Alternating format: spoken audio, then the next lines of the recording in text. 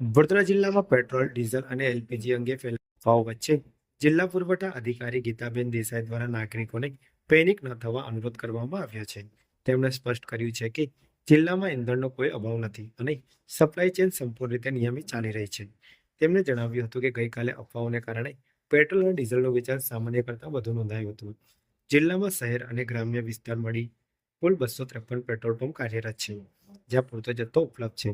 આંકડાઓ મુજબ જિલ્લામાં પેટ્રોલનો 1699 કેએલ સ્ટોક ઉપલબ્ધ છે, જ્યારે 1084 કેએલ વેચાણ નોંધાયું છે. ડીઝલનો 2302 કેએલ સ્ટોક ઉપલબ્ધ છે, સામે 1049 કેએલ વેચાણ થયું છે. એલપીજીનો 21347 જેટલો સ્ટોક ઉપલબ્ધ છે, જ્યારે ગઈકાલે 14118 જેટલું વેચાણ નોંધાયું છે.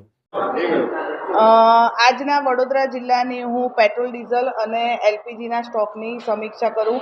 હું પ્રેસના મીડિયા મિત્રો ને પણ વિનંતી કરું છું કે આ જે ગઈકાલનું પેનિક ફેલાયેલું છે કે ભાઈ પેટ્રોલ અને ડીઝલનો જથ્થો ખૂટી ગયો છે, એવું કશું છે નહીં. એટલે વડોદરાની જનતાને અપીલ કરું છું, કોઈએ પેનિક થવું નહીં. હું સ્ટોકની અત્યારે પણ અમે ઓઇલ માર્કેટિંગ કંપનીઓ સાથે મિટિંગ કરી છે.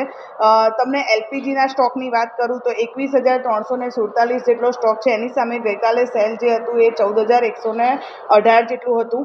એવી જ રીતે હું પેટ્રોલ અને ડીઝલની વાત કરું, ગઈકાલે પેનિક જે થયું છે પેટ્રોલ અને ડીઝલમાં, એના કારણે કાલે સેલ થોડું વધારે થયું હતું. આપણા વડોદરા જિલ્લામાં 253 જેટલા પેટ્રોલ પંપ આવેલા છે, સિટી અને રૂરલના ભેગા થઈને.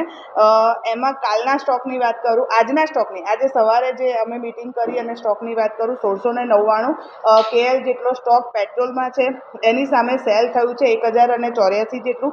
એવી જ રીતે ડીઝલની વાત કરું તો ડીઝલમાં 2302 કેએલ જેટલો સ્ટોક હતો અને કાલે યસ્ટરડે 1049 જેટલું કેએલ જેટલું સેલ થયેલું છે.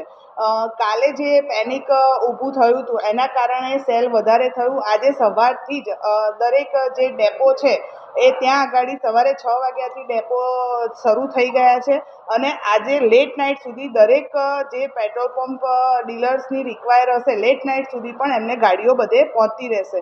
હું એચપીસીએલની વાત કરું, એચપીસીએલનો જે મંજુસર ડેપો છે, બીપીસીએલમાં કોયલી ડેપો છે અને આઈઓસીએલનો દુમાળ ડેપો છે. એ લોકોને પણ ઇન્સ્ટ્રક્શન આપી દેવામાં આવી છે. સવારે 6 વાગ્યાથી ગાડીઓ શરૂ થઈ ગઈ છે અને લેટ નાઇટ સુધી બધાને પૂરતો જથ્થો મળી રહેશે. પેટ્રોલ અને ડીઝલના જથ્થાની આપણે ત્યાં કોઈ અછત નથી. વડોદરાવાસીઓને ફરી વિનંતી કે ભાઈ લાઈનો ન કરો, બધાને સફિશિયન્ટ સ્ટોક છે, મળી રહેવાનો છે. આપણે ત્યાં કોઈ અછત નથી. Thank you very much. Petrol pump સંચાલકોને કોઈ ખાસ ગાઈડલાઈન આપવામાં આવી છે? એમને અત્યારે હાલ મેં કંપનીના એમના જે એરિયા મેનેજર હોય એમને સાથે પણ મિટિંગ કરી છે અને એ લોકોને ગાઈડલાઈન કરી છે કે ભાઈ એ લોકોને પણ સૂચના કરો. કાલે એક ધ્યાન પર આવ્યું હતું, ગોત્રીમાં એક મા પેટ્રોલિયમ કરીને છે, જ્યાં લૂઝ પેટ્રોલ એ લોકો આપતા હતા. લૂઝ પેટ્રોલ આપી ના શકાય. મેં અત્યારે સ્ટ્રિક્ટલી એ લોકોને કહી દીધું છે, વોર્નિંગ લેટર પણ આજે ઇસ્યુ હું આપના ગ્રુપમાં પણ મૂકી દઈશ કે કોઈ પણ પેટ્રોલ પંપ કે ડીઝલ આપણા હોય ત્યાં આગળ એ લોકો આવી રીતે લૂઝ ન વેચી શકે અને લૂઝ ન આપી શકે. એટલે એના લીધે લોકોમાં એવો ભય થાય છે કે લોકો કેરબા ભરીને લઈ જાય છે. અમે રહી જઈશું, પણ અમે લોકો જ્યાં બંધ કરવાની જરૂરિયાત આવશે અમે સ્ટ્રિક્ટ એક્શન લઈને એ પેટ્રોલ પંપ બંધ પણ કરી દઈશું. જો હવે આવું ફરી પણ એ લોકોને પણ સ્ટ્રિક્ટલી વોર્નિંગ આપી દીધી છે. બધા જ અમે પણ ફિલ્ડમાં ટીમો મોકલી છે. દરેક મામલતદારશ્રીની ટીમ પણ ફિલ્ડમાં વેરિફિકેશન માટે મોકલી છે. ઇવન અત્યારે મિટિંગ લઈને ઓઇલ માર્કેટિંગ કંપનીના જે લોકો છે એ લોકોને પણ મેં કીધું છે કે ભાઈ તમે પણ સિટીમાં રૂરલમાં અને સિટીના પેટ્રોલ પંપ પર વિઝિટ કરો અને આવું કોઈ ધ્યાને આવે, અને હું તમને પણ વિનંતી કરું છું કે આવું કોઈ ધ્યાને આવે કે ભાઈ લૂઝમાં આપે છે તો અમને આપો, અમે એના વિરુદ્ધ સ્ટ્રિક્ટ એક્શન લઈશું અને બંધ કરવાની જરૂરિયાત પડે અને બંધ પણ કરીશું, કારણ કે આવી રીતે ન આપી શકે. મા પેટ્રોલિયમ ગોત્રી રોડ પર હતું. સેફ્ટી રૂલ્સની એ અગેન્સ્ટ છે અને વિજયભાઈ કરીને એના કોઈ ડીલર છે, પણ અમે એને નોટિસ આપી દીધી છે.